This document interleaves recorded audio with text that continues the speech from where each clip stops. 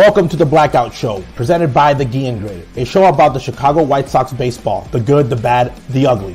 We'll debate what's working and what's not on the south side of Chicago. It's old school versus new school baseball. And most importantly, we're keeping all the receipts.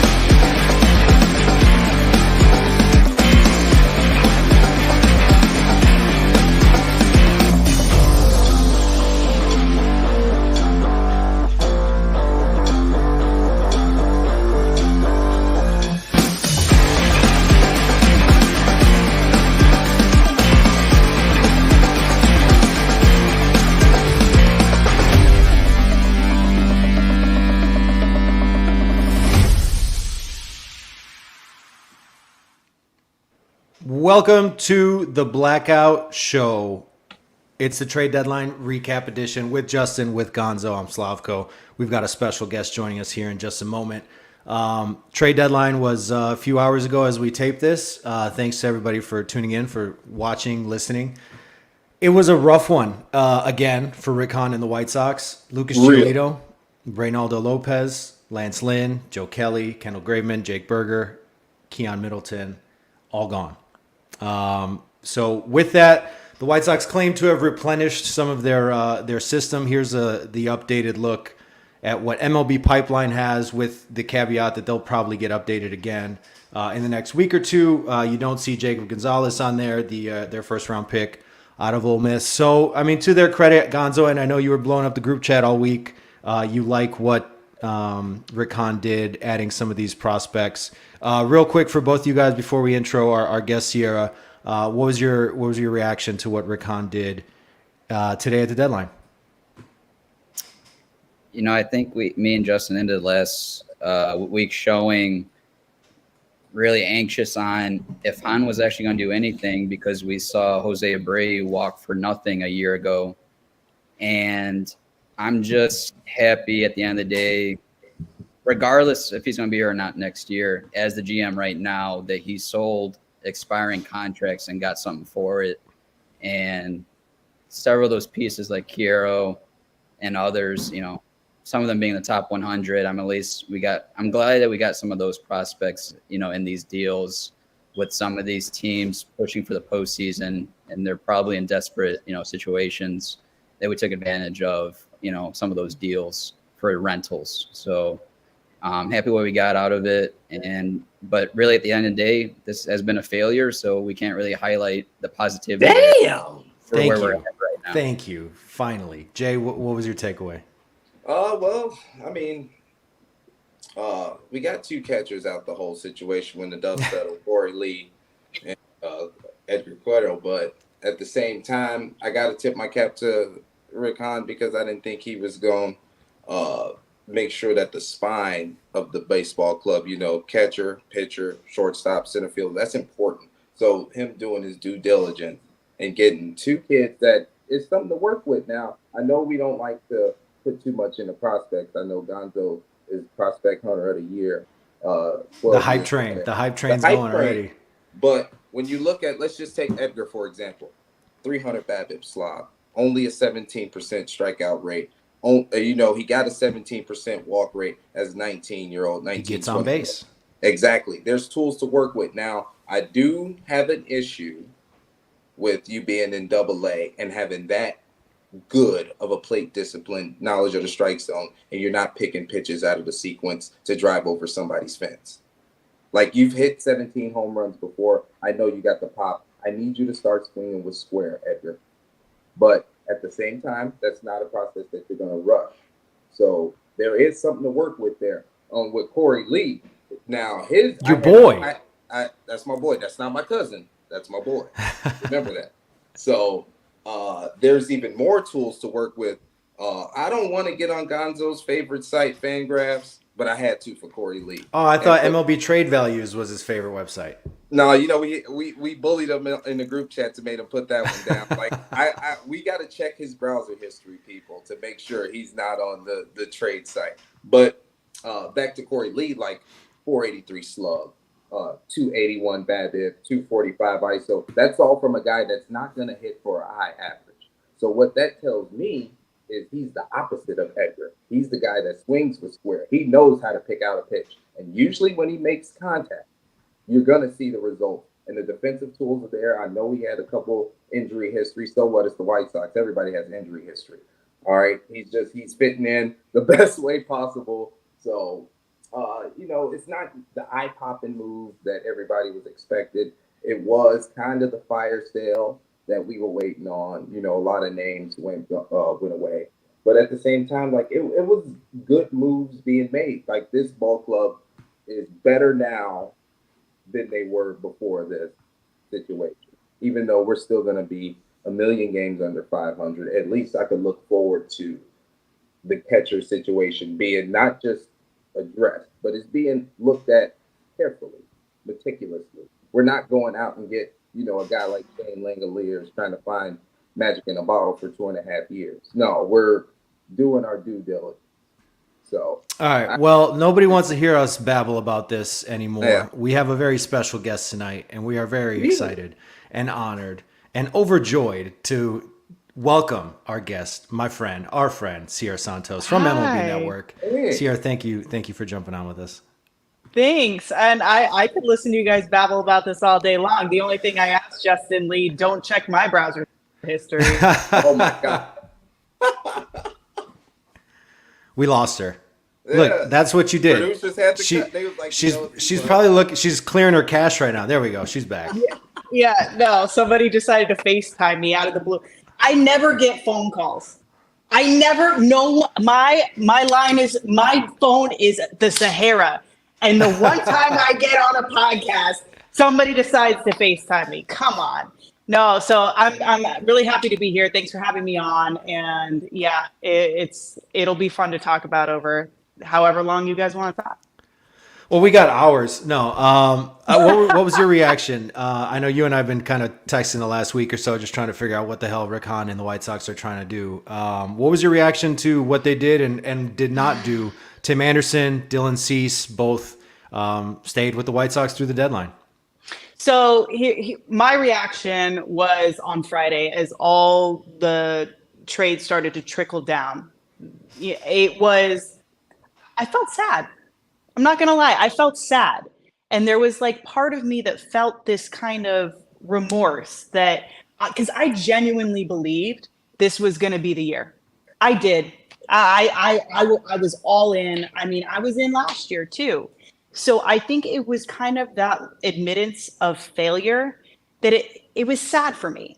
And I was sitting there. We have an area at MLB Network. It's called the bullpen. It's where all the producers sit. I sit there, and as I was getting ready for intentional talk, right?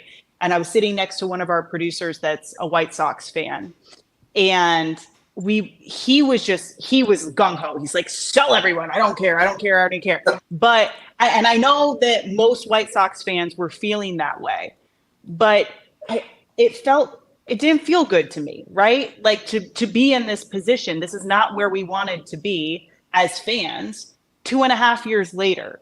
So I think there was like some type of, I was bitter about it and I was angry the whole day. And then like after I got over it, like I was like, okay, this is what's happening. And it was like radical acceptance. Like I needed to have that Zen moment, right? And then after I got past that, I was like, okay, this is what's happening.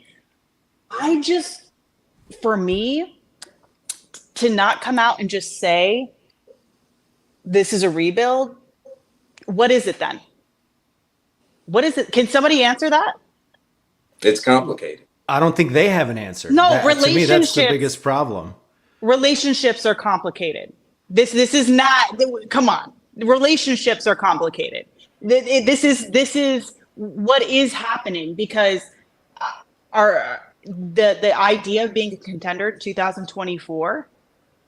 Chris, do you buy that?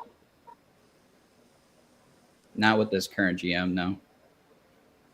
And that's what Rick Hahn came out today and said. And to the media afterwards, he said their eye is still on competing in 2024. I don't see any feasible way. Right now, what do you have in your rotation? You have Cease, Kopech, and Tuki Toussaint. Are they going to go and spend on 2 more pitchers? You still need at least an outfielder, probably 1, maybe 2 infielders. You're going to have to replace a catcher unless you're rolling with Corey Lee next year. Like, there's just way too many holes. And now you've kind of decimated your bullpen too. You have Liam Hendricks and Gregory Santos. I don't see any avenue where they can realistically compete in 24 here. Oh, they can. I was going to say, You said they can? They can. How? Ohtani and Judge. Just those 2 guys. That's all that they need. No conspiracy. I'm trying to be as serious as possible. That's the only way the White Sox can go back to winning 90 games. They got to add Ohtani and Judge at the same time. Okay. I mean, granted, like, you are in a terrible division, but at the end of the day, like, I feel like for Chicago sports history with GMs lately, Ryan Poles has really made a difference with being up forward with the media and like showing his vision. And it's looking like that's how it's going positive finally for the Bears. And it would have been nice for this deadline for Hahn to make these deals like he did, and then after it, come out in front of the media and say, all right, this is what I'm planning to do, or like have some sort of short-term vision. But like when I watch it, it's that same like smugness from him saying, oh, we'll just have to wait until the offseason comes to get here before we really decide what direction we're going. Like, no, like we need to know what you have right now. And especially if you're basically on the hot seat from the fan standpoint. And I don't know how much the media has been pushing on him, but like, I feel he needs to show himself here because, if I'm Jerry, I mean, likely he's going to be here this offseason, very likely, but at the end of the day, he needs to show himself because we haven't seen it. These blemishes aren't enough, and it hasn't been. This is as fired up as Gonzo gets, by the way, Siera. Like that's like 11 out of 10 rage. That's Gonzo rage that you just saw. That's as hard as it gets. Really? Wow. I think he thought F-bomb in his head too, and that's just unheard of. Are you surprised that they held on to Cease? No. Isn't that the trade? That's the key cog now, right? It's Cease and Luis Robert.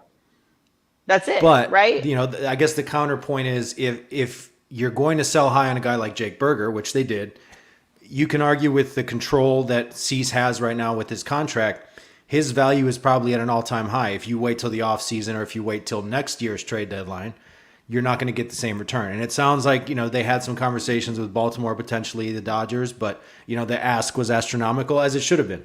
But that's what I'm saying. They weren't going to get what they wanted for him, so you might as well just hang on to him. And if you are legitimately trying to compete next season, that's your guy. That's your ace.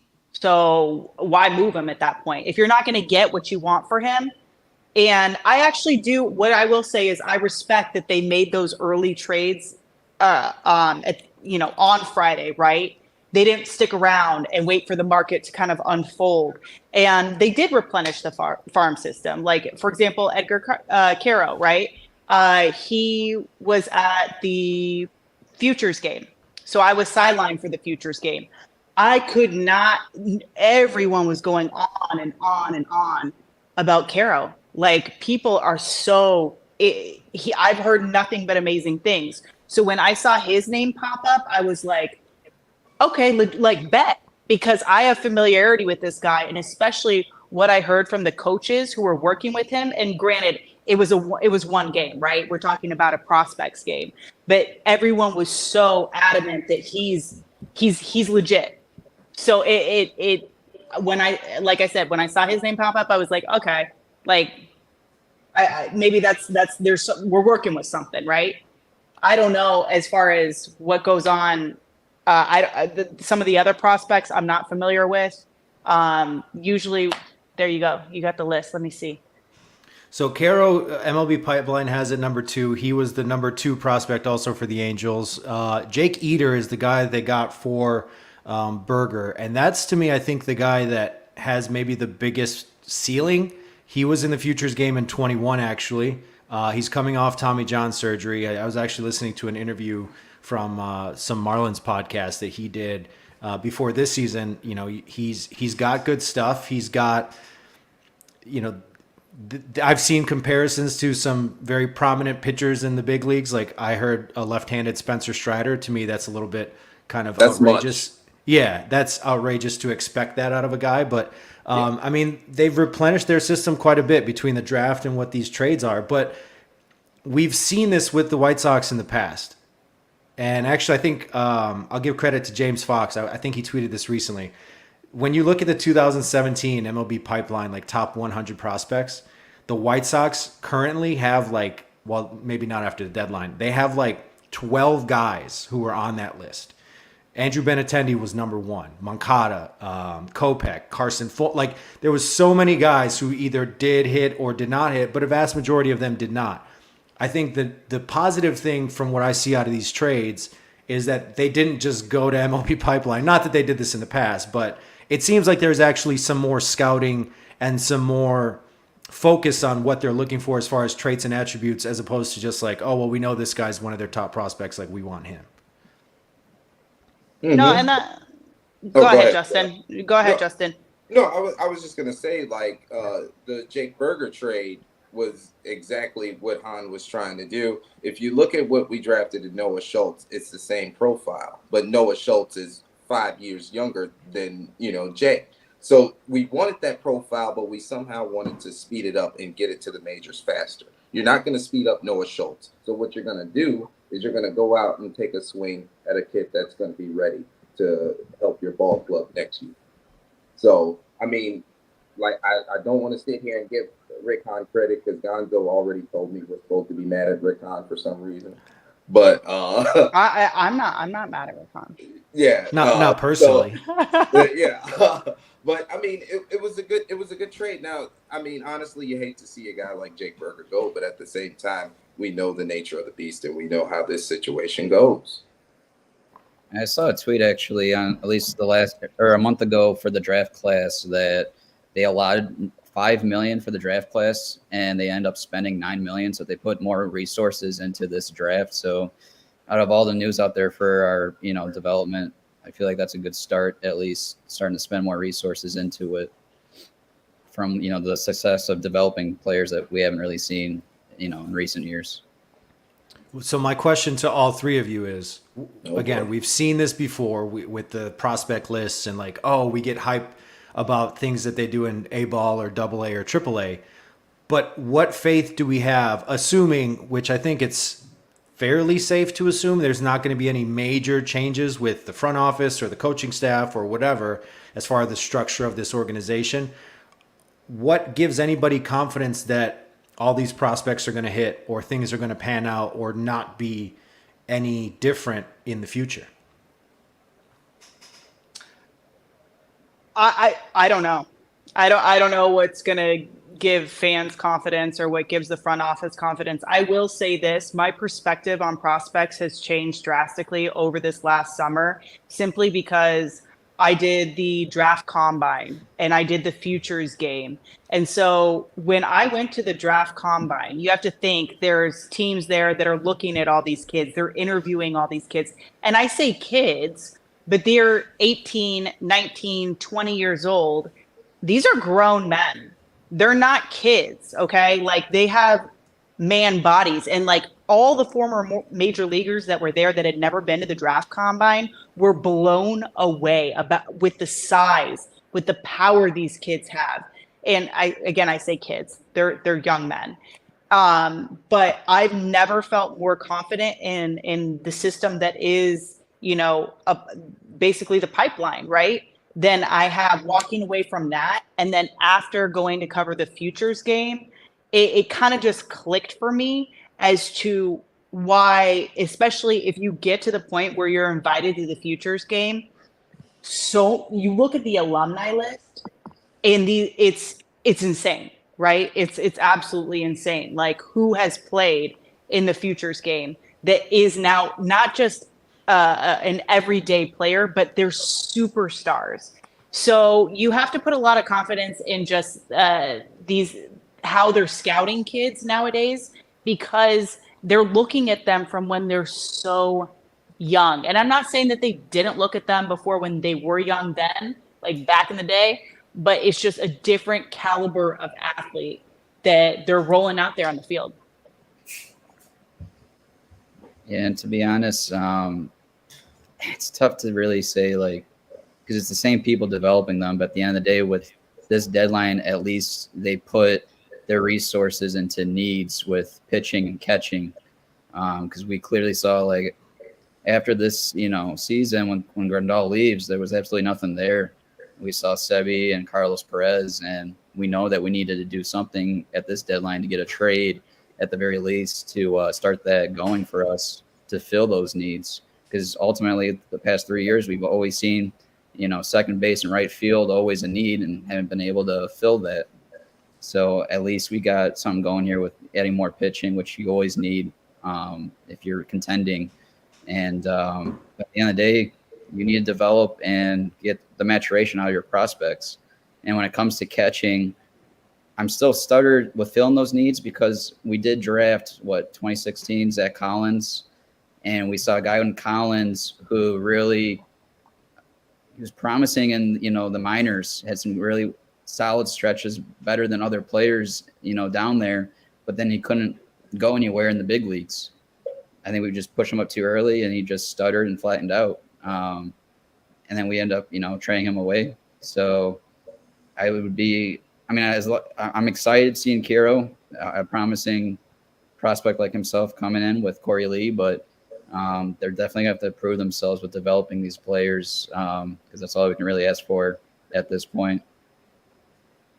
We were talking in the group chat actually about like hypothetical trades. If you were going to move TA, Cease, whoever, you should always build around pitching in your organization. You can never have enough pitching. If guys don't pan out as starters, you use them in a bullpen. Now, we have these discussions and debates right now. I think Ozzy on the postgame show the other day was saying Michael Kopech might be a consideration for your future closer. So always building around pitching, especially now that you've got a couple left-handed pitchers that they've acquired in the organization, is a solid bet. Even if guys don't pan out, like I said, in the rotation, they're still valuable. And you see every single year closers, setup men, good quality relief pitching goes. And even Keenan Middleton, like credit to Rick Hahn, they kind of picked him up out of nowhere and they turned an asset into him. So I guess my question to you, Siera, is there anything else that they can do in the meantime? Like what do you have to look forward to in the next 2 months of this season? Like what are you evaluating? What are you looking at? Are they going to give some of these guys some chances in the big leagues? I don't know. How's the weather in Chicago? Damn. Right now, it's pretty nice. Give it 5 minutes, it'll probably be crappy. So here, let me counter this to you. Do you think that Yasmani Grandal is on the roster by the end of the season? By the end of the season, I've seen some stuff about a potential DFA. I mean, that would be. I don't see the point in it at this point. He's not really playing all that much. You're gonna have to pay him anyway. You might as well keep him on the big leagues and hope that maybe he can teach something to Corey Lee or. That's what I was gonna say. Yeah. I think what you have to look forward to at this point right now is probably Corey Lee. That's probably what you're looking forward to the most. A little part of me just died internally. And that's no disrespect to Corey Lee.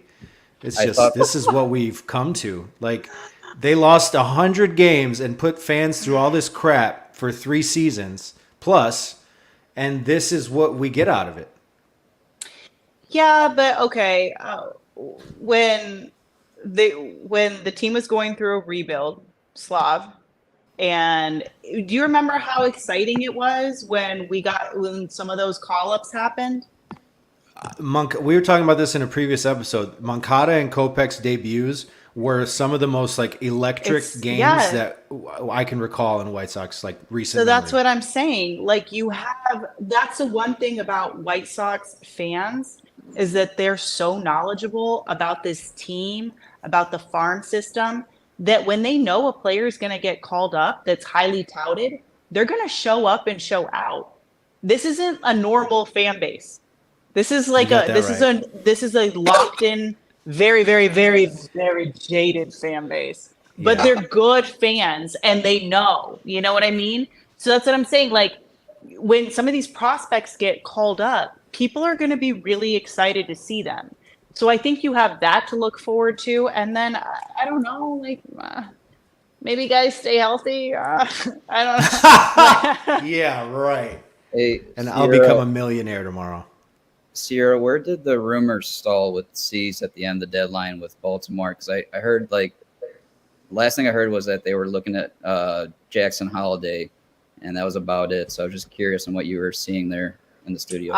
So I don't know. I think once the latest that I had heard, even as of like this morning, it was all O's in. The O's were all in on like Verlander. So I don't know where it stalled out. I didn't hear anything from like any of our insiders, but I think that I was under the assumption that Cease was the untouchable during this deadline day. And that's what I had been hearing from our insiders. Now, maybe they were just asking for too much, and that's why it didn't pan out. But that's from what our insiders were saying. It was Cease was kind of just not on the trade market. Okay. Sierra, I've been a White Sox fan my entire life. Most of my favorite players are role players like Brent Lillibridge, some overrated Good guys God. like Yohan Moncada. I'm here to ask you, who are your 4 White Sox favorite players? Who's on your Rushmore for the South Side? Like ever? Ever. One has to be first one that comes to mind, Jim Thome. Look at Gonzo. We share the same birthday. Me and Jim Thome share the same birthday. Fun fact. Literally look at the nicest man on the face of the planet. Like he's amazing. Jim Thome's amazing. Could I add? Go ahead. I umpired Landon right before I left to come out here for my career out here on the West Coast. But my last year umpiring, I got to umpire Landon on the field, and I got to talk to Jim in person. He was my favorite growing up, so I was so happy to talk to him. And not only just even like not even like realizing just talking to him, but like in that moment realizing, oh my God, I'm looking at his son play, and like that kid is just unbelievable himself too. But it was just a so real moment altogether. I'm with you though. No, it changes like one conversation with Jim and you're sold. Like look at Slav nodding his head. He's like, yeah, he really is the best. I can only think of his like voice anytime someone mentions his name because it's Sierra. It just like he's just such like he's so Central Illinois, like so salt farm of the boy, earth. fun dude. So Yeah, great. I great love guy. Jim. Okay, so I'll go. So I didn't grow up a White Sox fan. So my history is more recent history. I just know Jim personally because I work with him and stuff like that. So he's one of my favorites. My favorites, I'll just go with favorites from like, I guess, when I covered them till now. Is that fair? Yeah. Since I know the guys. I wonder if you're gonna say someone who I'm thinking about. We did a like really cool off-season feature on him. That's one of my most proud things that I did at NBC Sports. Are you talking about Yolmer? Yes, don't call me Carlos. That's one of my favorite things that we ever did. We did. That was a lot of fun. He was great. He was vibes, right? So actually 100%. Actually, like Tim Anderson is one of my favorite White Sox players, and he got called up on my birthday. I will never forget. And Tim has always had my back. Like Tim's a real one, and he's one of my favorite guys. So I have to say Tim, and then Slavko knows the reason for this. I can't tell this story. Chris Sale. I'm gonna have to text you after this. I feel like I think I remember. You don't remember what happened? There was an issue. There was some sunflower seeds. There was a hot mic, and Chris Sale also had my back. As long as you were in the pickup truck. Do you remember now? The hot mic. Yes, I recall. Yeah. No, it And wasn't Chris Sale is Sale. a polarizing guy. I don't really. You think so? I think so. Yeah, not a lot of people like him. He owns who he is and the type of guy he is. And I think some people are rubbed the wrong way by that because he's not like everybody else. The one thing I love about Chris Sale is he owns it. Whenever he goes out there and he, poops the bed, he owns it. And I think that makes him genuine. I like him for that. And I like guys who stick up for me too. I don't know what else to say. Like he stood up for me, and I will never forget that. Like there's certain instances that you have with players when you're covering them, when they do something that you just remember forever. Yeah. Chris Sale, and then Could I ask if the jersey situation was just overblown? Do you feel ripping up? no. I mean, who does that? Gonzo, have you ever heard of a situation like that in any sport? Ever? I gotta get Was it overblown? I gotta get a good laugh out of her. No. I mean, it's like a I don't temper think it was tantrum for a overblown. child. Like, Were you guys together with NBC when that went on? I couldn't remember. Oh yeah. yeah, I remember it was around the trade deadline too, and there was like late word came out. Chris Sale's a late scratch from his start, and we're like, oh no, like not today. Like my show's ready. Like we can't have him get traded right now. And then like these reports start coming out, like it's over an argument or something or other, and then it's like, yeah, he took a bunch of scissors to all the jerseys in the clubhouse. And there's actually, I can't remember now, there's a funny story, like one jersey survived, and I can't remember which player it was, but like they still have that, and it's like the great like unknown story. I gotta find out who it is that still has their jersey from that day, because Chris Sale just destroyed everything. And I talked to players after the incident, like after stuff had blown over. Like it wasn't like he destroyed those. Like it wasn't no, I don't think it was overblown. And you can remember, Slav, I think like that day I was in studio or something like that, and they were like, you need to go to the ballpark. Right now. Right now. Yeah. Like get there immediately. And then I don't know, that's a great question. I'm trying to think, like, honestly, like if I'm going with guys I've worked with that's like former, I mean Scotty Pods, right? Triple OG. Scotty Pods. Pods is the man. Pods is so easy to the talk man. to. He's just so easy to talk to. I'll never forget in 21, in the playoffs, I was playing golf in the off day between games like 3 and 4 or 2 and 3. And he texted me, and I was like on the 17th hole, and he's like, hey, yeah, I was just trying to give you a call like for a quick chat. And I'm like, he's asking me like, where do I need to be for the next show or something? And he calls me, and he's just like, yeah, I just want to get your thoughts on the first couple games of the series. And I'm like, bro, you're a World Series hero. Why are you calling Joe Schmo, producer, to ask my thoughts about the world, like what's happening in the playoffs?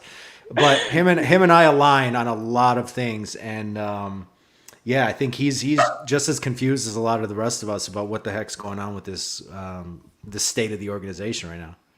You know what? That's a really good question, though, and I'm gonna have to stew on it now. Now I'm gonna have to like jog my memory, because there were some guys that were on the Sox that I'm not recalling that I really, really loved.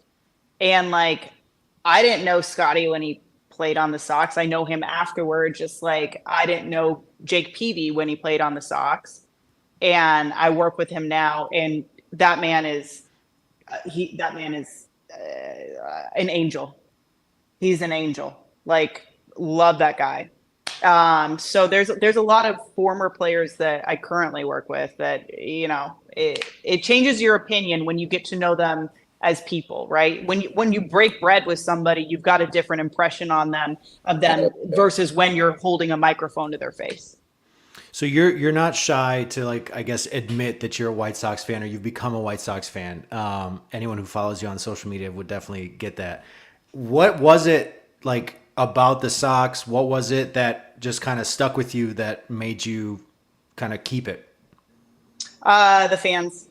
I think that they have the most loyal, not just the most loyal, but some of the smartest fans in baseball.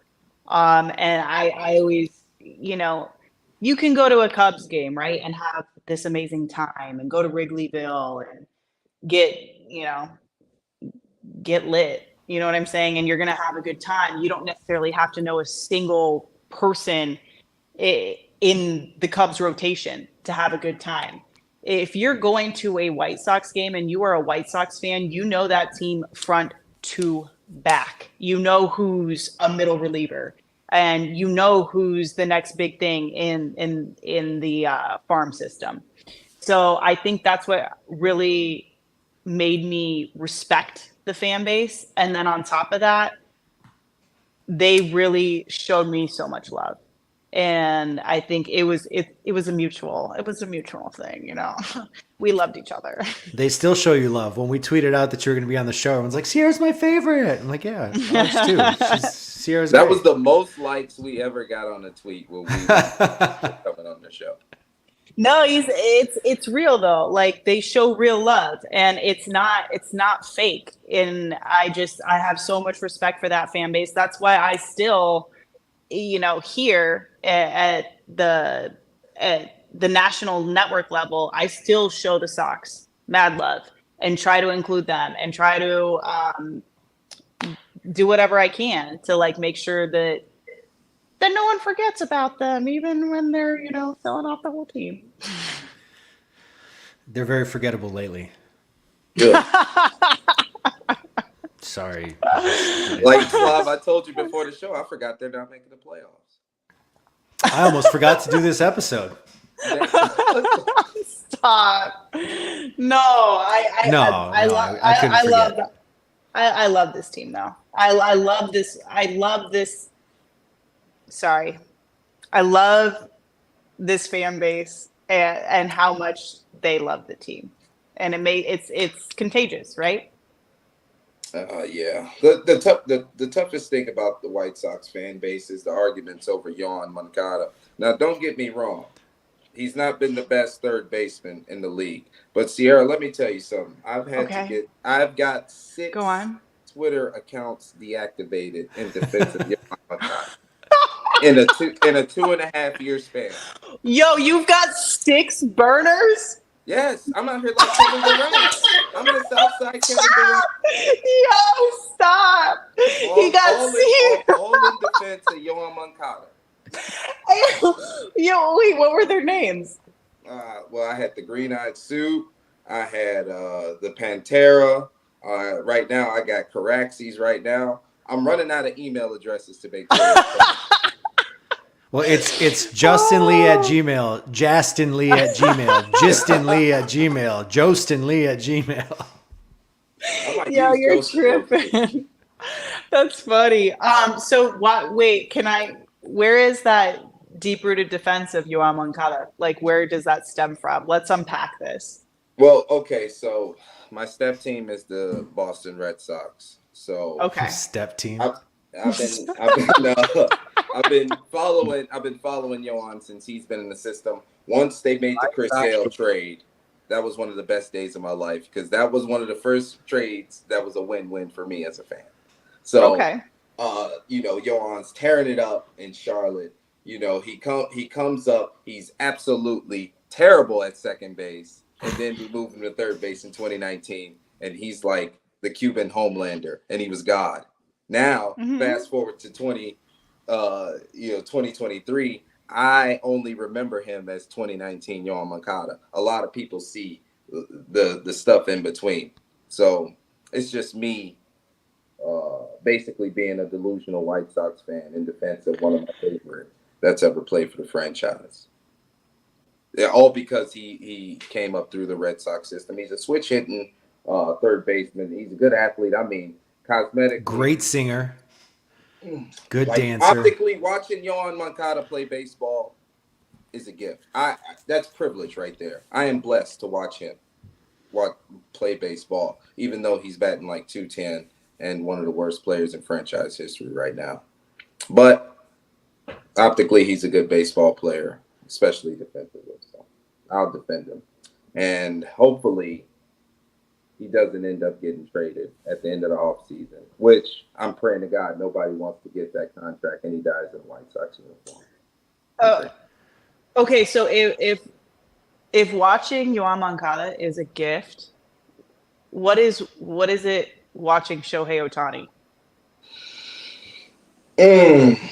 That's like, Keep it PG. well, I got nothing now. So It's the big O. It's it's the Ohtani. big O. It's the big O. It's the big O. Like, have you seen Shohei Ohtani hit a baseball over the left center field wall in LA on the rock pile? Like, who does that? I think that's really sweet that you created burners to defend Yohan Moncada. Like, Of all people, Yohan Moncada, like, what? does he know this? Absolutely not. I feel like he should send you a fruit basket. I love it. If you DM him on Instagram, just be like, bro, look at all my Moncada defense burners. Yep. He'd probably see it. He probably that- would see it. He I think that should would be his 100% next do. solo. What'd you say? I think that should be his next solo song. You know, Jay's Burners. Don't do that. Jay's burners. Don't do that. Yo, He's well, not going triple platinum on my behalf. Not until he raised that slugging percentage. I'll tell you that much. well, that's endearing. Okay, out of any White Sox player that you would create a burner for, Slav, Chris, who would you create a burner for to defend him? Billy Hamilton. Stop. He is the heart and soul of this entire history of the organization. I don't know. I don't know if there's anyone. I mean, I like Dylan that's Cease worse is my than guy. Current that's worse current than roster. Paco Martin. Current roster. It would. I mean, it would have to be Cease. Yeah, but he doesn't need a burner. That's well. No, Cease doesn't need a burner. There's a lot of people that really wanted to see him traded the last couple days. I No, think it's he doesn't probably need- not He because doesn't need he a burner in stinks. his defense. Let's see who. I got to Can I think on say- this one. Can I Go say ahead, Andrew Gonzo. Andrew Vaughn, because I feel like Oh, he's you're getting the, a lot of shit on Twitter, and he's not on social media too much at all. Okay. and Kopech. Gonzo, that's your boy. No, it's not my. What do boy. you mean, no? Yeah. Hey, stop playing, Gonzo. Don't do this, bro. Let's see. Don't do Wait, this. Start of the hold up, hold season. up. I need backstory. I need context. Fill her in. Start of the season, Gonzo was calling Kopech a number 2 starter. Not potential. He said he's a number 2 starter. And then he said, based on how he's throwing it in spring training, which at the time he wasn't throwing it well. You know what? We all have little faux pas and predictions. I mean, I had the White Sox. I had the White Sox going to playoffs, so you're Me fine. too. You're fine. Don't worry about it. Just I had push it off. Grandal having a big bounce back season, and that was a big whiff. Also, Hey, hold on now. Grandal wouldn't be my only pick to click this year. Remember that. Well, that should count for more than I think. I think my take was accurate then. Big Yeah. bounce back year. If he can get you a pick to click, anything can happen. What you trying to say, Slav? I feel like you're trying to get something off your chest. I think that you're in dead last this season with the standings. Okay. I think All you're right. right.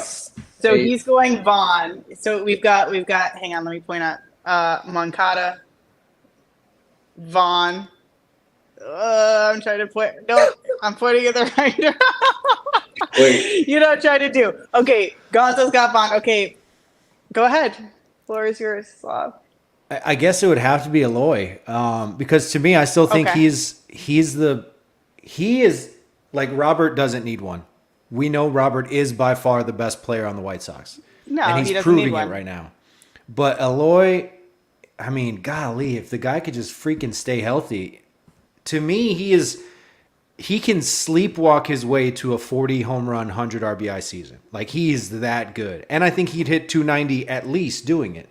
But he just can't stay on the field. And the less protection that you have around him, it's like, well, why the hell would I throw him anything decent to hit? Especially over the outer third, because he's the guy, we've said it a million times, if he's locked in, he's up the middle and opposite field. And how many times do we see over the right center field wall a Eloy Jimenez home run? So, I mean, I don't think there's a ton of people who like hate on Eloy. I think there's just a bunch of people who realize like he can't stay healthy. And I think I tweeted this the other day. I wouldn't want to trade him, but if Milwaukee or whoever else was really in desperate need of a bat gave you this huge trade offer, why not? Why not look into it? Because whatever, like Hahn said today, whatever we've been trotting out there hasn't been working. So they've got to figure something out. Also, I think Junior mentions this every week. What happened to Oscar Colas? Because in April, we were like ready to anoint him the next like big thing.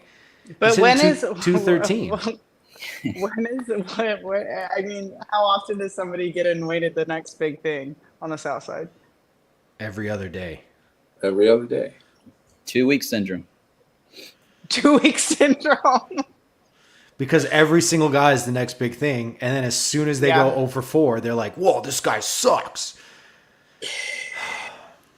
Overreactions are. There's just too many 0 for 4s, though. That's the problem with a lot of Siera, these guys. could I ask you from the insiders on the network, what was the details on speaking of Ohtani, what is the details on the Angel ownership keeping Ohtani, then trading the assets for him when he's going to be a free agent this offseason? I think it was their only chance in order to keep Ohtani. I think that's a collective decision. It was their best bet at keeping Ohtani was to not trade him, and give him a taste of the postseason, right? And show him, hey, we're all in on you. This is what we're going to go get for you, in order to make sure that you see what postseason baseball looks like in Anaheim. And I think that was the collective agreement. I think that a lot of the analysts and insiders were kind of, I think it was half and half. Like half were like, you should trade Ohtani. Half were like, no, you need to keep him because I don't want to say it's a lose-lose either way, but it kind of is, right? Because you keep him and you don't make the postseason, he's gone. You keep him, you do make the postseason, he might be gone anyway. But their best chance at being able to attract him to stay there was basically to show him, hey, look at all, it's a gift watching you play. CJ Cron protected him in the lineup tonight, batting third, and Mike Moustakas was behind him. Like, I mean, they got a couple guys from the Rockies. They get Giolito and Lopez, and you pretty much sold off the little farm system that you had. Is that do those guys move the needle for him? I mean, I think it was a futile effort. I think it was more so a save face with the fans, because trading him midseason when you're still only a handful of games out in the wild card, your best player, your most marketable player, and say what you want about Mike Trout, that's just a fact. Ohtani's global. Right. I think it was the mistake. I mean, I understand why they did it. I think lose. I don't think, even unless they somehow magically win a World Series this year and then he walks, you're like, okay, well, at least we won one with him. Well, that's the thing, Slav, not to cut you off, but this is the only chance the Angels have to win a World Series unless Tim Salmon comes out of retirement, which really ain't going to happen. If you look at, and it's the Garrett Anderson ain't walking through that door. David Eckstein ain't walking through that door, pal. So when you look at what the GM for the Angels, the situation they're in, they was playing good competitive baseball going into the deadline. Make no mistake about it. That's a GM's. That's the gift right there, because now I don't have to overspend, but I still have the leeway to make moves. There was moves out there. Why the Angels didn't get Seawald? Why weren't they in play for Verlander? You know what I'm saying? Because they know for a fact this ain't they shit the bed. I don't think there's anybody that they have to give up for Verlander. Exactly. So the only the only chance you have right now is these plumbers that you got in Shohei Ohtani for the World Series. Thank God you got Mike Trout coming back. You're getting good production from Renfroe. Luis Rengifo looking like an Avenger right now at the leadoff spot for him. I mean, you are playing competitive baseball, but at the end of the day, Slav, you were right. They were supposed to pop him off and restart. I mean, the only thing you got in the farm system is Logan O'Happy with one shoulder. Hey, don't forget about Jared Walsh, damn it. Come on, man. What about him? Don't count him out. Let him get hot. Every time you say that, the guy doesn't get hot, or the team He's about doesn't as get hot hot. as second year Daniel Palka. That's how hot he is Oh this my year. goodness! Let's bring back Rick and Keel. Come on, man. See, Gonzo, you know what? Jay, I know you wanted to turn this conversation around real quick. I want to hear this question because this is up Sierra's alley. Yeah. Sierra, I did a little internal investigation. I was on IG and I seen your shoe game is fucking 11 out of 10. So I got to ask you, what's your holy grail of shoe? Are you the Jordan? Do you like a Nike Dunk? Are you a Yeezy? What's your go-to? What do you like? I am a Christian Louboutin and Nike. Oh, same. I live in Christian Louboutins, or my favorite pair of shoes is like, I've got a pair of Dunks. They're not Pandas. Somebody called me a basic bitch the other day because There's nothing wrong with the Pandas. They're not Pandas. Okay, but even if they were, there's nothing wrong with them. They're not Pandas. They're way Gonzo, doper. I think we got a scumbag meltdown here. Sierra's on meltdown duty right now. See, do you see? No, those are not pewter. Pandas. They're pewter, and then on the other side they're gold. Oh, okay. Those are very Sierra shoes. I like those rainbow heels that you always wear. Like those are, when I think of you, that's one of the first things I think of. Those tie-dye looking heels. They're dope. Those are like Sierra shoes. I live in, I'm either in Dunks or Jordans, or I'm in Christian Louboutins, and that's that. That's that. Usually when I go to White Sox games, I got like some beat up white Air Force Ones. So beat up. As long as you don't wear the all black ones, because then that means that. business. Nope. You cook your sneakers? Yeah, yeah. Wait, what? Fried, cooked. Like probably after 2 weeks, I'm gonna need a new pair of white ones. Easy. But you keep the fried ones? Absolutely. I got 2 pair of beat up white Air Force Ones right now. I mean, they're good work shoes. Donate them. Beaters for work. I'm not. What do you mean work shoes? I'm wearing them to a wedding tomorrow. You cannot wear dingy sneakers to a wedding. Yeah, 50 Cent did it. Who gets married on a Wednesday? Facts. That might deserve some beat up sneakers. Wait. He's like, it's my own. How old are you? Me? Yeah. 30. Lies. Oh. See, I was gonna say, like, if you're, I feel like people in their 20s like to cook their sneakers big time. No. Yeah. So now I feel like a piece. You're too grown to cook your sneakers and wear them outside. Good night, everybody. I gotta go scrub some shoes. Apparently, Gonzo, my pick to click is Zach fucking Remillard next week. Good night, everybody. Bye. I got you. Gonzo, you got any fashion questions? You keep it on subject? No, I was just gonna ask Sierra, who has been her favorite interview with MLB Network, or favorite moment, as well. Oh God. Interview. Vinny Pasquantino was great. Ooh, Vendall. He was great. The thing is, like, on our show, on Intentional Talk, you have to be able to play ball. Like, because we might ask you 2 max baseball questions. The rest is all your opportunity to showcase your personality, to show fans and baseball fans, not just your own home fan base, who you really are, what you're really like, what you're really about. And so some guys, mostly younger ones, but they play it a little bit too serious instead of leaning in. You have to lean in and you have to come and F around, right? You can't play it straight. Vinny Pasquantino was great. Go ahead. Have you ever interviewed Votto? You and Votto would be a hilarious interview. That'd be box office right there. Pay-per-view. I don't think we've gotten Votto. No, we haven't gotten Votto this year. I need to see Joey Votto and Sierra Santos on the same program by the end of the season. Before he retires, we got to get you guys to do an interview because that would be that's must watch. Who was just on? TJ Friedel was just on, and he was great. Like sometimes there's these guys that are like super unexpected, and you're like, whoa, like this guy's got mad personality, tells great stories, like, and you're really impressed by it. Who else? I thought Berger did a good job on there when he went on. We've had Berger this season? Yeah, I think it was a week ago, week and a half ago.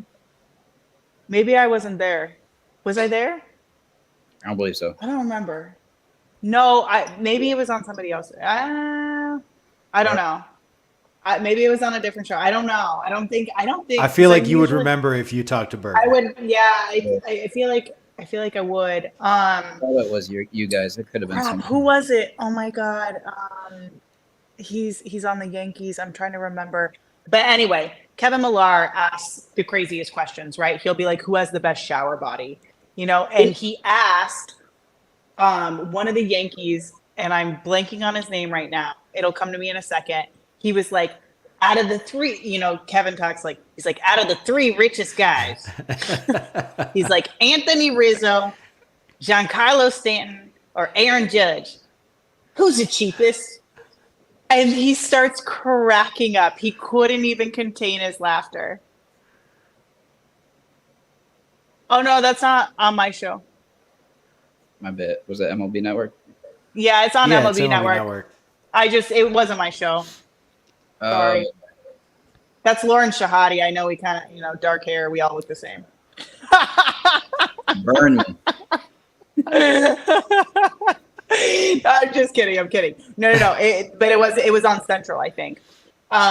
And so this kid starts cracking up. He's dying. And then I'm like, there's no way he's going to answer this. And he starts laughing. He's like, ha, ha, ha, ha, ha, ha. He goes, Stanton. Oh, wow. You just threw him under the bus. Yeah. Damn. And Stanton the OG too. And you going to do him like that? He's like, Stanton. And I'm like, oh, yo, you just called him out. Like, respect. So, I think Pasquantino comes to mind, and then I'm sure there's been other guys. They're usually great because players generally want to come on our show because it's easy and it's not serious. We're not going to hang them out to dry. We're not trying to trick them or ask them anything that's like, that it's going to get them in trouble with their teammates. Like it's all fun, right? And that's what Stanton it's about. might disagree with that. Yeah, I guarantee you. Stanton trying to run the fade right now. I guarantee you. If Stanton is cheap, he knows he's cheap. No? It probably. At this point in his career, like as much as he's gotten paid, you can't get away with being cheap in New York City. What's Giancarlo Stanton cheap? Like what qualifies as cheap? Like I don't know. But some guys are really generous, some guys are the guy, with the guys go out, some guy is the one picking up the tab, you know what I'm saying? Like there's generous dudes. So, I don't know. And Stanton don't qualify. Maybe, well, I don't know. There's those people who are like, what's your Venmo? Okay. Send me $250, after that's one dinner. of my, that's such, I don't want to get myself in trouble. I hate that people do that. Just like, take the points or something, or like we'll figure it out later. I don't like people that keep tabs. Like, oh, I bought dinner last time. It's your turn now. Yeah. But you should already know it's your turn. Exactly. Thank you. You should already know it's your turn. Like, hey, I got this one. That's it. Gonzo, how often you picking up the tab, huh? I feel like way too often, but Ego. Ooh. I'm pretty dry. I'm running dry right now out here in San Diego. It's expensive living out here. Oh, that's fair. That's fair. Why don't you Okay. try out I for would- the Padres? They got money for you. Can I ask you guys one thing? Who is the one player you wanted to get traded that didn't? I'll go first, Luis Robert. Shut up. I'm dead serious. Stop. I'm dead serious. Stop. I'm dead You're serious. a terrible liar. I'm dead serious. No, that's not even a hot take. I'm gonna kick you off You're this just show. you're just saying inflammatory comments. I just came out and been honest with you guys about my burner accounts for Yohan Moncada. Yeah, I mean, you even it gave us on- the usernames. Like you Yo, trying he's to- got a burner account. I say it all the time on the show. Like, Luis Robert is an outstanding player, but we're in a transition period now. I understand we want to keep Luis talent, but he is not that's not the culture I want to usher in with the new kids. I don't like Luis Roberts' baseball, how can I say, mannerisms. Like, are you serious right now? I have a Gold Glove center fielder slob that still can't get behind a fly ball to throw somebody out or hit Yeah, the I cutoff mean, man in the chest. There's If a I lot had $1 for every time you said that, I might be able to pay Luis Robert the rest of his contract. That's what I'm saying, and maybe I'm nitpicking right now. Maybe I'm kind of being a boomer, but He's third in Major League Baseball in WAR this year. Like, he's actually finally doing it. Yeah, he can improve, but like he's. What are you gonna? There's like Okay. you're gonna get a Juan Soto If I type can deal get- for him. That's the only thing that makes sense. So let's just talk about him? about I the don't know. next 2 to 3 years, right? Let's just say Luis Robert Oh continues. no! to Oh, perform. you're breaking this down. Okay, hold on. Luis We're getting a full explanation. Luis Robert plays to his ceiling the next 2 to 3 years. Where do you think the White Sox are success-wise? I mean, he's one of 26. Like, he can only do so much. Exactly. He can only do so much by himself. He's going to be by himself. But what are you gonna do without him? How much worse would they be if they starting didn't over. have him? I'm getting the best haul I could possibly get for Luis Robert. But Gonzo, what do you think? Go. Who did you want to get traded that didn't get traded? I wanted to see Eloy get traded Okay. just because of his durability. I would have tried to get what I could. Because I mean, I saw those Brewers talks heating up, so I was kind of getting hopeful. But I understand why they didn't move him because of where the value was at on him. That's why I was kind of hoping, like, when was that? Like, beginning of July when he first got injured. Like, he's starting to get hot. And I was kind of hoping he didn't get injured, so the value would have kept going there. So for me, it would have been Eloy from the those names. I hate to say it, but TA, for multiple reasons. Like, I really like TA, but if you are going to send a message to your team, like, anybody is fair game to get traded because of the failures. Like, not that it would be blaming TA by trading him, but for the last 4 or 5 years, like, this has been his team. Say what you want about Jose Abreu, say what you want about Lance Lynn or anybody else. This is TA's team. When TA goes, the White Sox were good. And when he doesn't, generally they don't score runs and they don't win games. So I think, to me, if you trade TA and you can get any kind of, like, solid return, I already kind of have a feeling that they're not going to pay him whatever that next contract is going to be regardless, because he's going to want top shortstop money. He's really not been a top shortstop the last couple seasons. And then, not that the off-the-field stuff is, like, troublesome, but you can make a case that it's probably hampered his ability on the field the last 2 years. If you trade Tim Anderson, that, to me, kind of, like, gives you that shockwave in the clubhouse. Like, oh, shit, like, this is real. Like, we messed this up. Like, TA's gone. TA's been the guy that we've been following, for better or for worse, for 4 years now. Now what do we do? And that, to me, I think would have really made an impactful kind of mark on the rest of this roster, that Doesn't matter what you've done in the past. Doesn't matter what status you think you have, whether it's in Major League Baseball or here in this clubhouse. That to me shows a certain level of accountability. Granted, it's not TA's fault, but I think that would have been something that like really moves the needle. To me, what they did, it's fine. It doesn't move the needle a ton like Jake Berger does because you had control for a few years, but Giolito is going to walk. Lopez, okay, like he's a relief pitcher. Lance Lynn wasn't going to stick around. That to me would have sent a really, really striking message to this team. Like, all right, we got to get this together. Could I add a name too? No. Yeah, you can. Mike Clevenger. Mike Clevenger, after his outing back from injury, he's got the mutual option, so I don't believe it's going to be picked up. So might as well get value out of him before he goes. There's just another arm that I felt like with Giolito and Lynch. Really good point, Gonzo. Yeah. I just wonder if he's done enough in his mind.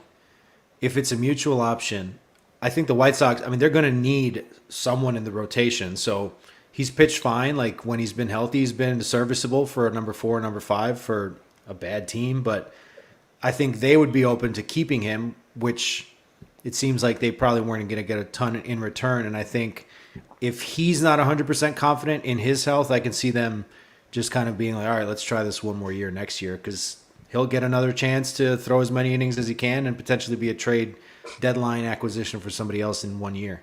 I see it that like that's a steal if the Sox can keep him for 12. I just feel like on his side of it, he's going to want more money in free agency to stretch that out a little bit more than 12, But has he done enough to earn that deal? Yeah, but he's still got the next 2 months. True. Yeah. That's a long time. Plus, out of the starts that he has with us, he was pretty strong, I felt. Are you surprised here? Like, injury. Is there somebody that you thought that they would have been more aggressive in trying to offload? So I was okay. I didn't want TA to get traded, but if they did trade TA to an actual contender, I was going to be really happy for him. I don't know if that makes sense. Like, some people you want the best for them, and shoot, even Clevenger, I would have been happy for him if he would have gotten traded to a contender because who doesn't want to play in the postseason? So that's probably my number one guy would have been TA, not because I don't want to see him in a White Sox uniform, but because I really want to see him have success. When Bichette went down, I thought, all right, that might be a location for him. And TA, to his credit, in the 6 games he's played in the playoffs in his career, he's got like 17 hits. Like he has killed it in the spotlight. And then obviously the Field of Dreams game. Can we bring the dogs on camera just like before you go? Like we have to see them. Inky and Neil? Yeah. I know them, but you got to introduce everybody else to them. I got to put this glass of wine down. Slav, to your point about TA in Toronto, I think it's just one problem with adding TA to the roster. They're not going to have him lead off. In the bottom of the lineup for Toronto has been their strength. Varsho, Merrifield, Jansen. You know what I'm saying? So they already have a shortstop that's been performing better than TA on the roster, and they have guys that they could put, to move around. And I think the GM for Toronto is still favoring OPS because he went out and made the move for Paul DeYoung, the power hitting infielder. Oh yeah, they got that dog in them. There they are. They're chilling. How old are they now? What's some names? Neil Diamond is like 13, bro. Yeah, look at how old he looks. He's gotten gray. He's gotten gray, poor little babies. And then Inky is like, I don't know, she's probably like 10. She doesn't look her age. She doesn't at all. We both don't. How do they like NYC? Oh, look, you got another little dog friend. What's your dog's name? This is Apple. Apple? Apple, yep. What's that? What'd you ask, Sal? How do they like NYC? I mean, they're used to city living by now. Oh my God, Neil Diamond is thriving in Jersey. Thriving. A Like lot of talent for him. he has made so many dog friends here. He's a fan of the weather. He likes it better than Chicago. Wow. Chicago was a little bit too cold for Neil Diamond. Not for Inky. Neil Diamond, though. Gonzo, what kind of dog? What breed is that? It looks like some sort of husky, It's a with those husky. eyes, but like it looks floofy. It's too floofy to be a regular husky. She's a Pomsky. Pomsky. A Pomsky? Makes Get sense. get out of here! Let's get a but closer she's big. look. Oh, look at that. She's 2 years old. But how big? How big is she? How much does she weigh? 30 That's not pounds. appropriate to ask. You're sensitive about that. She's 30 pounds. Inky looks great for You her. guys are doing a great job working on that PETA sponsorship. I swear. We're a dog-friendly show. We like That's- pets here at the Blackout Show. Yeah. Sierra, before we let you go, any other final thoughts on the trade deadline, winners, losers, or anything else you just want to share? Fun stories. Is that a bobblehead of you behind you? I noticed that actually when you walked away. Is that are you serious? Is that a Siera Santos bobblehead? I got it. I got it as a gift for my birthday. Kiana actually got this for me. That's It's incredible. right under my Panthers That's amazing. rally towel. But look at the dogs on it. Oh my god, it's actually like spot on. Right? I impressive. mean, kind of, right? That's pretty. It works. It's passable. The pose though, and the hair, it's spot on. Yeah, kind of. But the dogs are And the shoes. stars of the show. Hey, are they the rainbow shoes you're talking about? It kind of reminds me of those. It kind of Are looked they- like them a Little little bit. a little bit. That's the staple. No, so final thoughts. I'm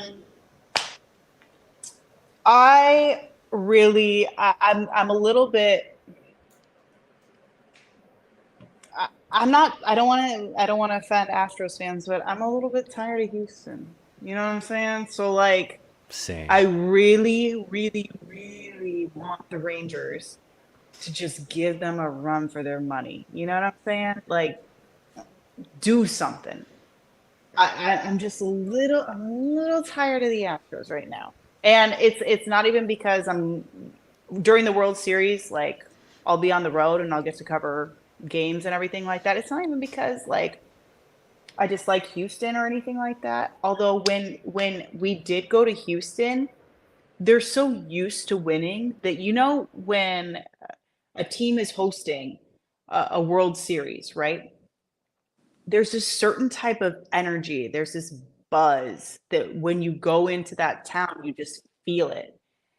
It's like Astros fans are so used to winning and that city is so used to winning that you didn't feel like the lovey vibes. Do you know what I'm talking about or no? The energy, yeah. Like when You the didn't White feel Sox the are buzz. good, it's electric. Like buzz is the perfect word. Or when the Bears, you know didn't- what it's like when the Bears are good in Chicago.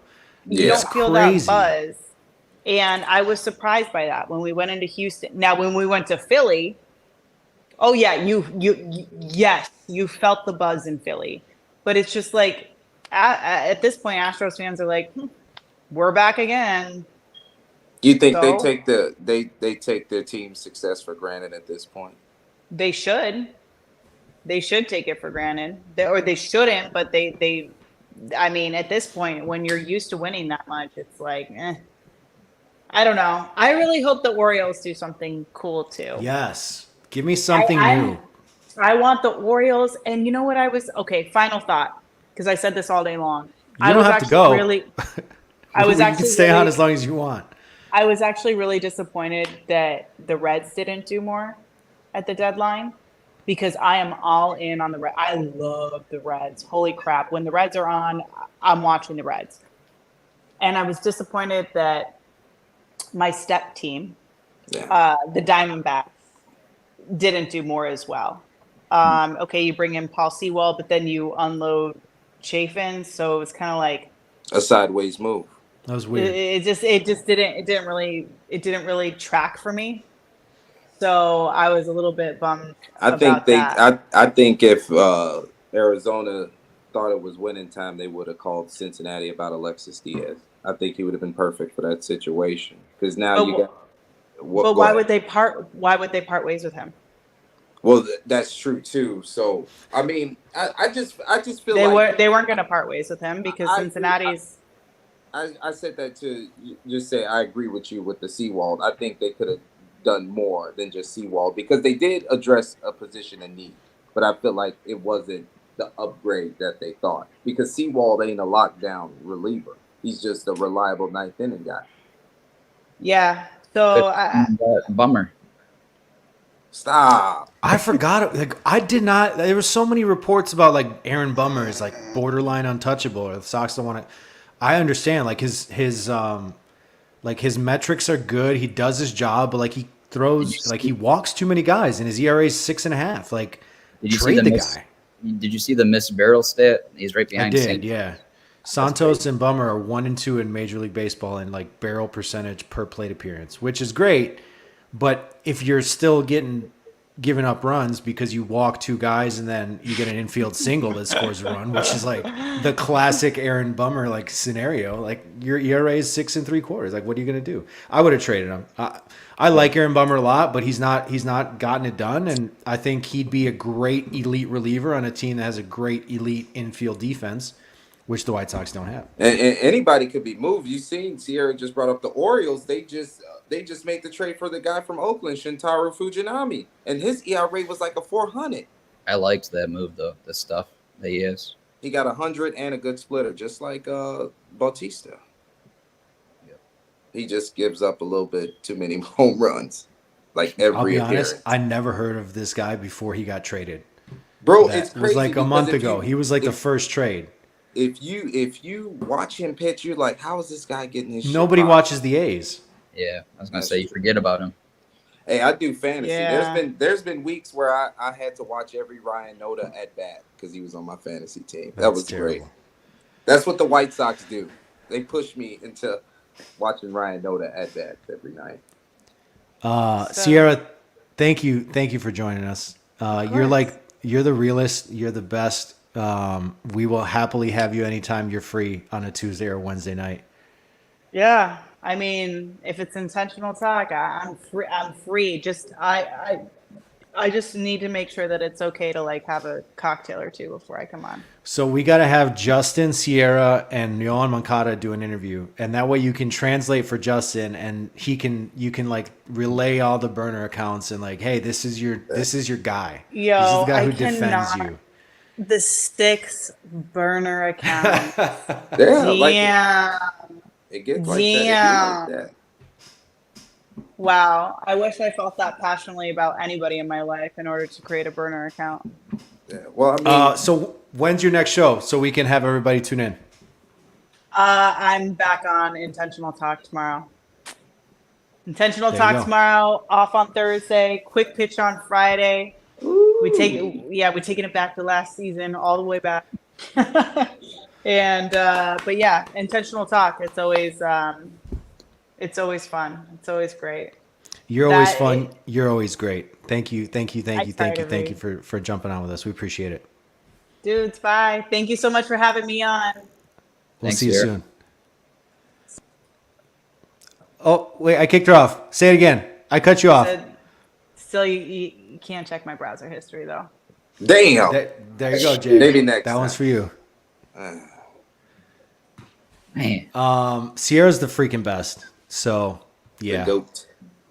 That's great. We'd love to have her on later in the show or later in the season.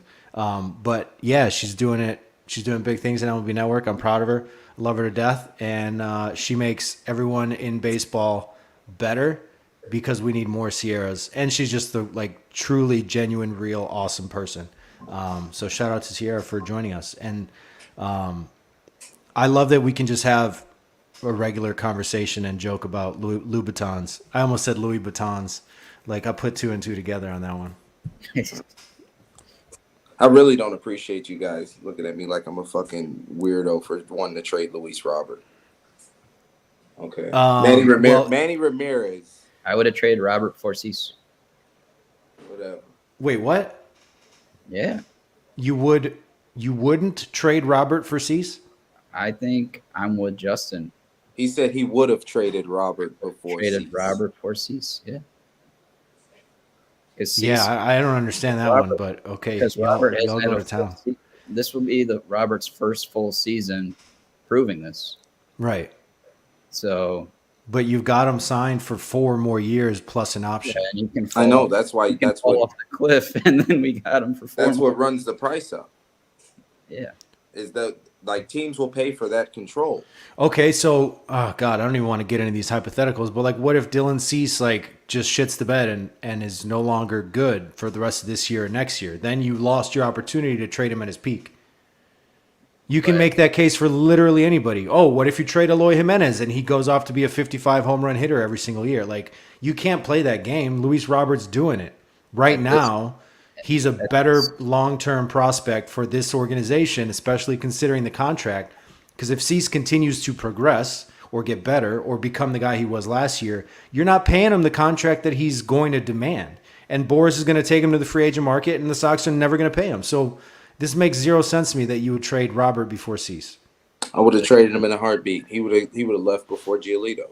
Who's giving you the amount that you're going to get in return, though? Like, if the Orioles weren't going to give up Jackson Holiday for Cease in a year where they have a really good opportunity to do something, they're probably not going to do it for Luis Robert. And they have, I mean, do they even need an outfielder? I don't know. I'd say Robert's value right now is more than Cease based off of the production of this season. So, granted, though, forward, because you were arguing. So his value's higher, but you still want to trade him? Yeah, just because this gets back to the potential versus proven talent. We've seen Cease have proven talent over 2 seasons already, going into his 3rd season this year. To me, I mean, he's only really done it for 1 full season. I mean, and I love Dylan Cease. He's had 2 straight seasons of 225 strikeouts and a, Ks per 9 of over 10. That's fine, but you don't win games based on Ks per 9. I mean, as a pitcher, that's 2 of the tests, getting outs and then. Yeah, of course, but he doesn't go deep into ball games, and he's had 1 great year of an elite ERA. I mean, you can't say track record for Cease like just because he strikes out a ton of guys. I mean, I love Dylan Cease, but to me, he's not an ace. He's not a guy that a World Series contender. He's not your number 1 pitcher. If he can't get you deep into ball games, and he still struggles with command and a little bit inconsistent this year. I love Dylan Cease. I trade him. Sorry, I was gonna say if Cease was traded to a better team, I feel like you'd get over those inconsistencies. I'm not going deeper. He still needs to throw strikes. He still needs to get in the count. Like, what's going to change on any other team that he's not? He's this season specifically through usually two rounds through the lineup. The pitch efficiency is there, but he's struggling with that. I'm be honest with you, Gonzo. My knock, I love Dylan Cease too. He's an inefficient pitcher, and he has trouble pitching to contact with runners on base. So, if you accompany that with the fact that the White Sox have a volatile bullpen, how much success do you expect Dylan Cease to have in a White Sox uniform, judging with his makeup as a pitcher and the support that you got around him? He's not going to get as much run support. The defense isn't going to make ends meet. So when you talk about retaining Dylan Cease as an ace, there's a lot that needs to happen in his favor to do that. And right now, he's not efficient. He's hovering around a 4. Dylan Cease, as it stands right now, honestly, is a 3 with the ceiling to be maybe an elite 2. I would agree with that. You can do a lot better than Dylan Cease as it stands right now, even though he's a very talented pitcher. Like, if you compare him to a guy like George Kirby, Dylan Cease strikes out a lot more batters than George Kirby. Why is George Kirby's numbers better? Because George Kirby keeps his pitch count down. George Kirby makes sure he gets to the 7th inning and his bullpen has clean frames. Real quick question. I want to put Gonzo on the spot. Aaron Savali, you claim that he stinks. Oh, The my Guardians fucking trade God. him. He's got a 2.3 ERA, and the Rays just acquired him.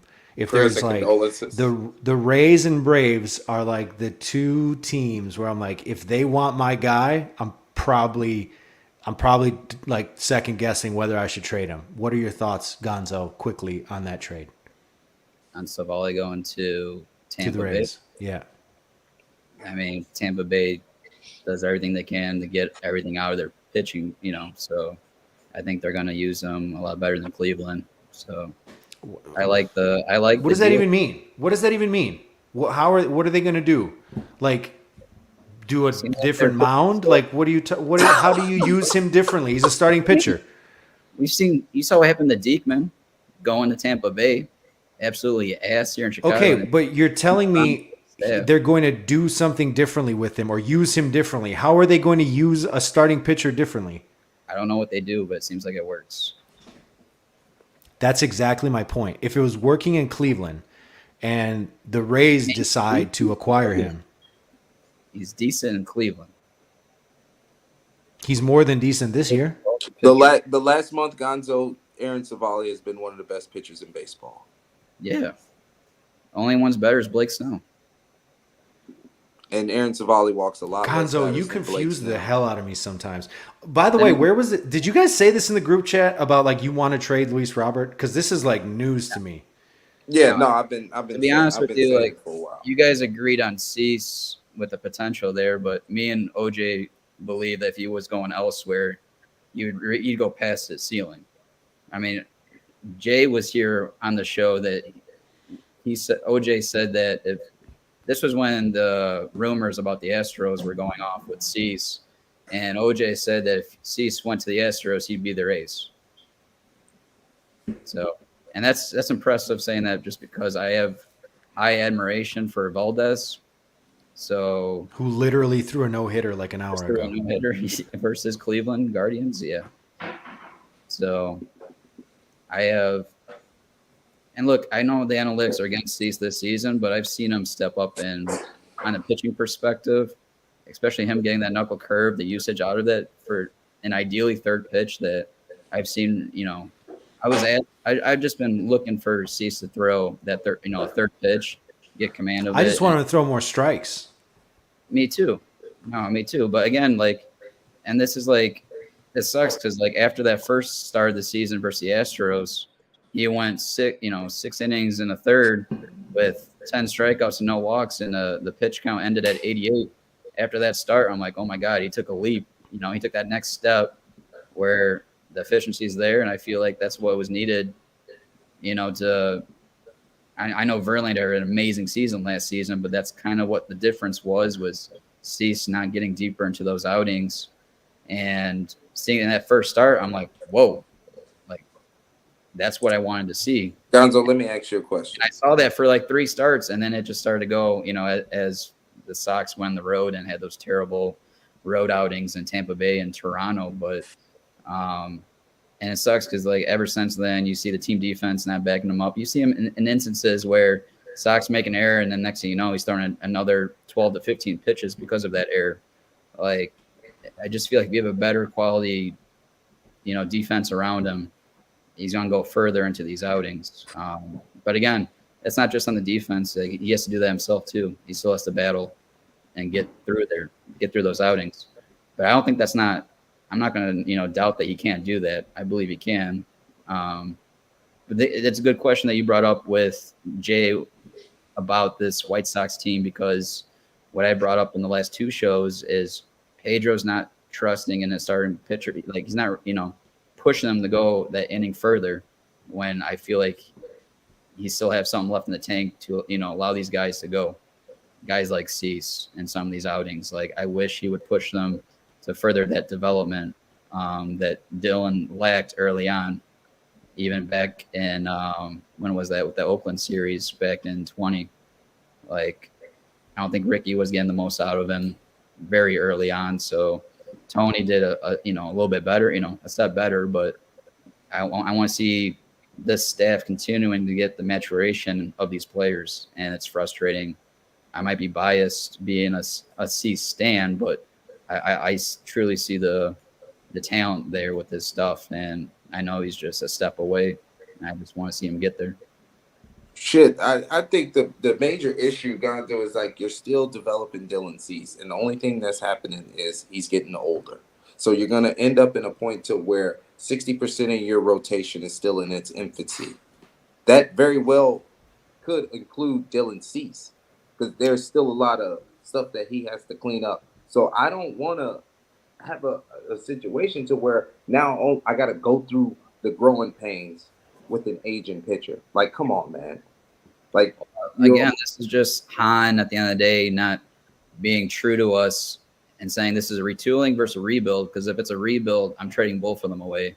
Retooling, I'm keeping both of them to build around. So I'm just.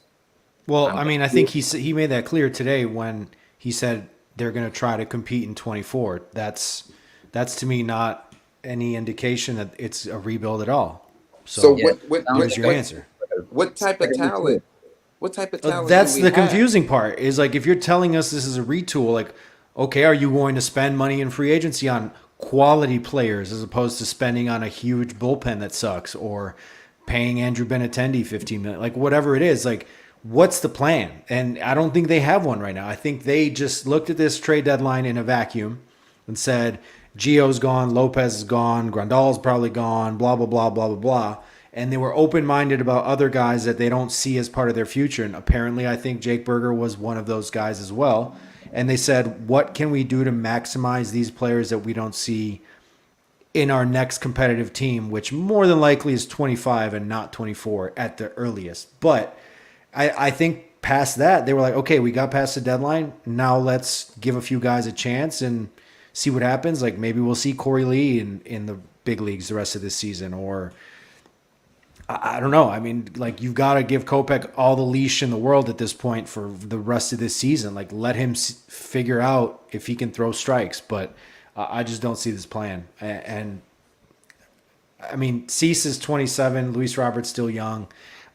To me, like I've said this in the group chat for a while, like trade everybody else, build around those two. You have a potential stud in the rotation and a potential like anchor in the lineup for the next decade. So at least you have something that you can build around, but they've got a lot of work to do.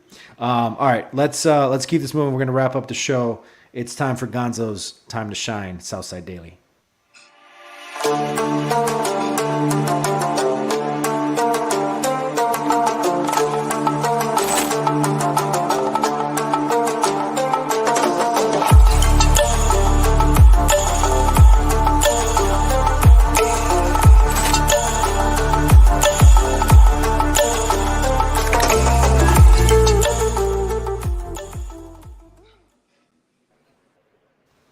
Alrighty, folks. We have 2 games left of this series in Texas. Tomorrow, it's going to be the man that we were just talking about, Dylan Cease, versus a surprising guy that we let go. Not really surprising at the time, but Dane Dunning is going to be his opponent. And then Thursday's matchup is going to be Touki Toussaint versus the new guy in the house, Max Scherzer. And offensively, the opponent, look out for Adolis Garcia right now, batting 259, 26 bombs, 89 or 85 ribbies at the time of this show started. Jay, you have anything else to wrap up here in the Texas series? Yeah, like Texas better be very careful. I alluded to it earlier in the show. They're very lucky that they got off to a decent start, had some Adolis playing well, Leodis Tavares, because they could be in a San Diego Padres, New York Mets situation. Make no mistake about it. They dished out almost $500 million, over $500 million in contracts. And the very next year, they still find themselves playing Josh Smith at shortstop. You have a hole in your rotation, so you're going out and get a very mid Max Scherzer, and your bullpen is still in shambles. Now, all of a sudden. And Montgomery. And Montgomery, Jordan Montgomery, who isn't really a needle mover because he's been traded at the last 2 deadlines. So we have a situation here, Gonzo, where we could play a little bit of spoiler. Because me personally, I get upset when White Sox fans try to dunk on my man Slav because he didn't want the White Sox to go the Rangers route and peel all that bread and still the very next year still have holes in the rotation with the money you just spent. I don't want the White Sox to go that direction. So I applaud you, Slav. You're the GOAT, because these people are just sitting here laughing at their own stupidity. And the Texas Rangers are helping us with that. So I have not addressed this, I don't think, on the podcast or on the show this season. Just quick thoughts on this tweet, because everybody wants to bring it up every so often when the Rangers do good. Corey Seager, Marcus Semien, John Gray combined $550 million. They go out and trade for Max Scherzer and get Jordan Montgomery, and now people are like bringing this tweet up again, like they don't have anything to do with each other. Like, yeah, okay, credit to their ownership for continuing to go for it. But like you said, the Padres were this close to selling off after spending a fuck ton the last 2 years. The Mets opened this season with a $350 million payroll. They sold off 2 aces and then some. Marcana, I can't even remember, another bullpen arm. Like they basically told, and this David is Robertson is in Miami right now. I mean, my goodness. And look at the quotes from Max Scherzer about what was told to him before or after his trade. They basically said they're punting on 24. Now, that doesn't necessarily mean that it's going to happen. That might be something that they were just telling him to get him to waive his no-trade clause. But, I mean, I'm still not buying everything that the Rangers are selling. And also, everyone who's trying to dunk on this tweet, are you just going to ignore the fact that Josh Young and Jonah Heim and Ezekiel Duran and Leody Tavares and Adolis Garcia all just happened to break out? Adolis has had a good season in the past, but like, I'm just I'm so tired of this shit. And I maintain that at the end of this contract, or both of those contracts with Semien and with Seager, they're going to regret paying those guys the money that they are going to pay them at the age that they're going to be. If they win a World Series, great. Okay, good for them. Yeah, I'll own it. It was worthwhile if you win a World Series. That's all anybody cares about. I just don't see it. And the fact that, like you said, Jay, you have to go in and supplement them with going to get Scherzer and Montgomery, and like you continue to add, great. It's good that you have an aggressive front office and an ownership that's willing to spend, but also like you're admitting that you haven't done enough. And I don't see this team as a legitimate World Series contender, even with Scherzer. I'm just not buying it. And like, keep tweeting me all you want. I really don't care. Like, I stand by that. By the end of those contracts, they're going to be regretting it. End of rant. That's all I got. What else we got, Gonzo? I'm tired of talking to this shit. Freaking Rangers. I'm sorry I brought it up. That's okay. It needed to be addressed. The White Sox stay on the road, go to Cleveland this weekend, Friday through Sunday. Friday's probabilities are Clevenger versus Logan Allen, the lefty. Saturday it's going to be Kopech and undecided on Cleveland. And then Sunday it's probably going to be Schultens getting that start. And then Cleveland is looking like they're going to send out Noah Syndergaard for his first start from the trade. That's going to be an interesting start. That'll be 6 innings and 12 punchies for Syndergaard. Yeah, he's going to be successful. And I got to highlight Naylor here because he's having a really good season here. 306, 15 home runs, 79 ribbies. He is leading the production in front of Jose Ramirez, which is for me shocking to see, but that's good for Cleveland with their talent that they're bringing up, like Naylor and his brothers. Jay, what else you got with Cleveland here? Well, the key to Cleveland's success is 9-1-2 in the order. Cleveland has done an outstanding job turning the line over. You love pimping the bottom of people's lineups, don't you? Bro, they've been killing. Like, they get to 9, and then they roll over to Quan. Quan gets the base hit, then the carousel goes. Like, Gonzo, you just alluded. Jose Ramirez, he just had a 2-home-run game the other night. Like, he's been hitting the ball pretty well the last 10 days, but he hasn't been the best offensive player on that team. Josh Naylor has been an RBI machine, and now he's brought his brother into the bullshit. Who do you think has been kicking off the bottom of the order? I didn't think they would. Bo. I didn't think Bo and his bro was going to try to get the Tribe a division title. But Gonzo, you got to be careful because Cleveland plays sound baseball. They're not going to beat themselves. So if you let a situation snowball, you're going to lose. Guaranteed. I'm going to throw this out here. Kyle Manzardo, the guy that they traded for in the Savali deal, I have a really good feeling he's going to crush the White Sox for like a decade. I think him and Vinny Pasquantino are going to be like the new Sweeney and Morneau. Yeah. Ooh, Mike Sweeney was nasty. Ugh. Yeah, it was a White Sox killer, boy. Ooh, that big ballpark, watching him hit the ball off the wall like every day. Is that all we got for Southside Daily? And then Just those two? Coming off the road this weekend, Monday's start is going to be at home versus the Yankees, and it is going to be a good matchup with Dylan Cease up against Garrett Cole. Another good Cole outing. It's going to be a good matchup for one team. Yep. And Judge. That's 6 and 12 for Dylan Cease. Book it, Slav. Aaron Judge is back. I'm going to write that down. 96, 20 home runs, 42 ribbies. Aaron Judge is back. He's hobbling around the bases, Gonzo. I'm not entirely sure he's healthy. But the Yankees are in last place. They fucking suck. Good. There is no part of their team that's good right now. The rotation sucks. The offense is dead. They can't play defense because everybody's playing out of position. The best player on the team right now is Harrison Bader. I'm surprised that they didn't consider trading him. We might see Middleton pitch against us next week. He'll probably shove. All right, last thing to wrap things up. Our picks to click. Gonzo, what's the latest? Oh, Slav. Go ahead and say it. Slav, you've totally missed it.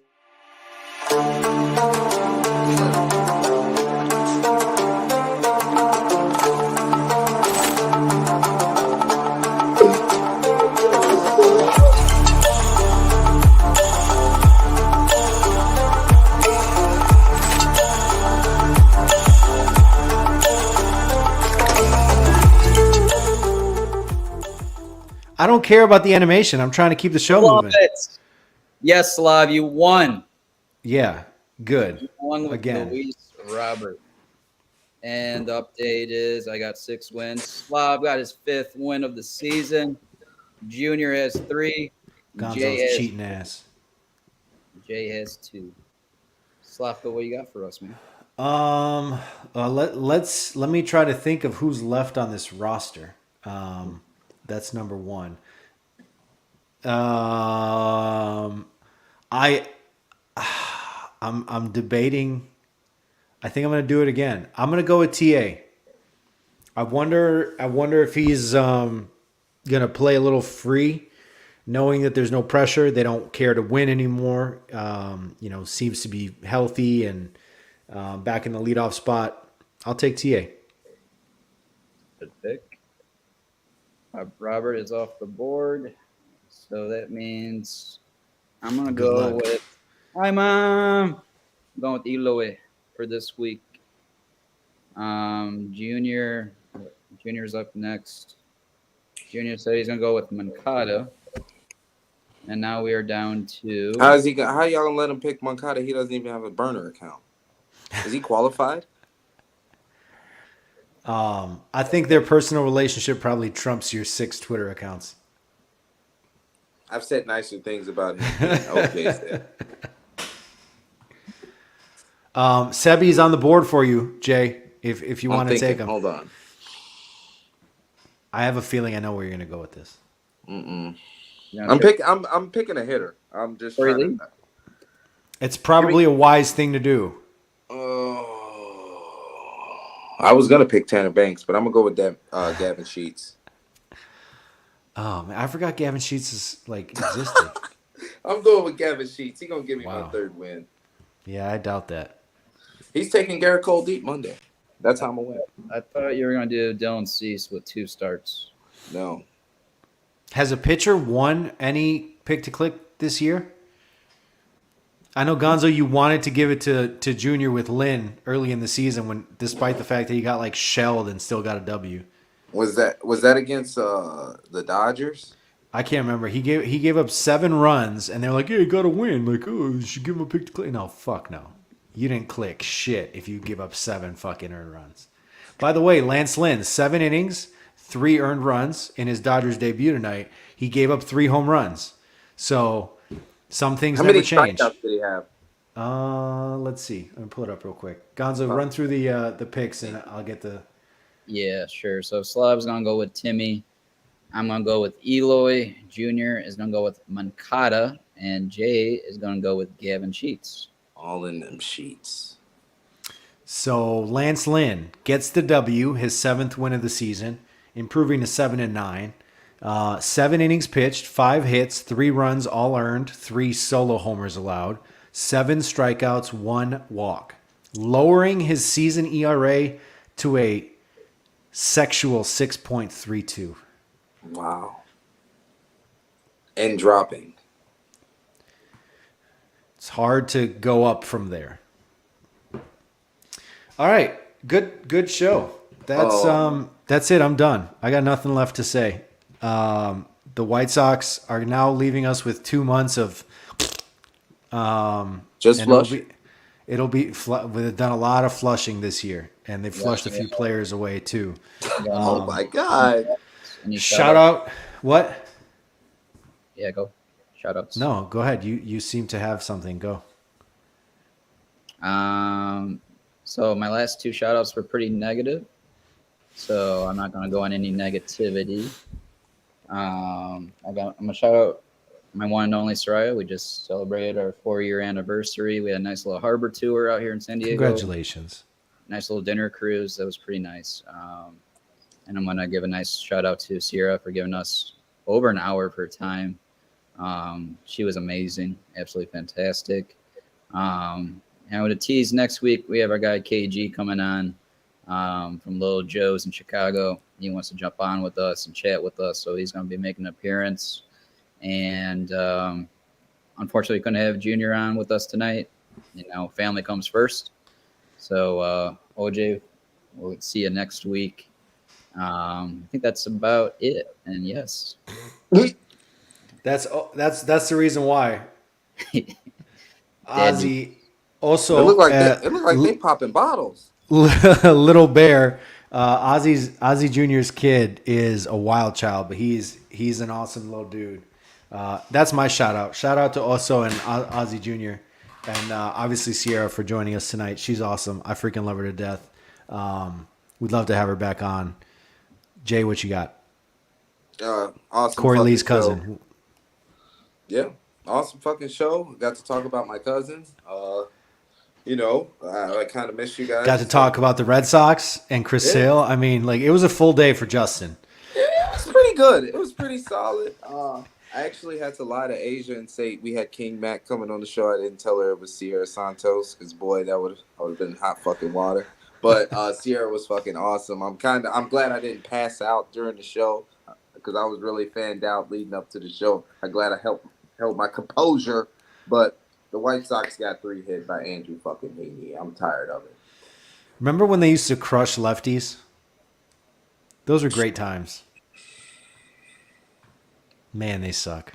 That's the fucking good old days when we used to crush lefties. That was the Yermin Mercedes days. Yeah, The Yerminator. Any final thoughts?